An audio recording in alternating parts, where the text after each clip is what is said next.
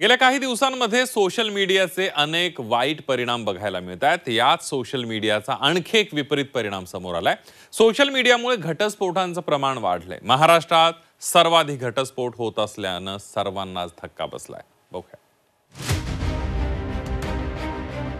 सावधान, सोशल मीडियामुळे पती पत्नीचं नातं धोक्यात। सोशल मीडियामुळे सर्वाधिक घटस्फोट। महाराष्ट्रात घटस्फोटांची संख्या सर्वाधिक।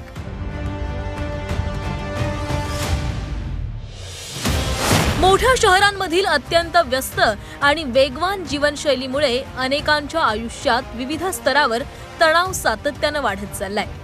त्यात सोशल मीडियामुळे नात्यांवरही विपरीत परिणाम होताना दिसतोय। याच सोशल मीडियामुळे देशात गेल्या 3 वर्षात घटस्फोटांचं प्रमाण वाढलंय।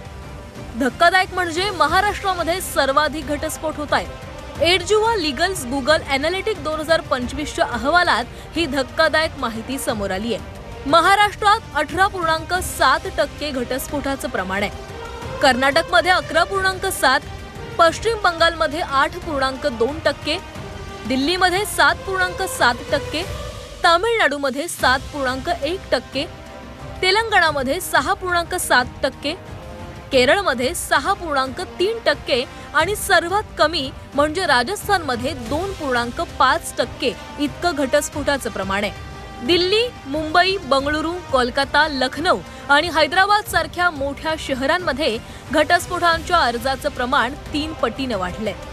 सर्वाधिक घटस्फोट हे 25 ते 36 वयोगटातील जोडप्यांचे होत आहेत। सोशल मीडियावर सर्वाधिक वेळ घालवणं, सोशल मीडियाच्या अतिवापरामुळे वैवाहिक संबंध संशयाच्या भोवऱ्यात येणं, सोशल मीडियामुळे पती पत्नीच्या नात्यात दुरावा येणं, सर्वाधिक वेळ सोशल मीडियावर घालवल्यानं संवाद कमी होणं, सोशल मीडियाच्या अतिवापरामुळे नात्यांमधील कमी होत चाललेला संवाद हा या घटस्फोटांचं महत्त्वाचं कारण आहे।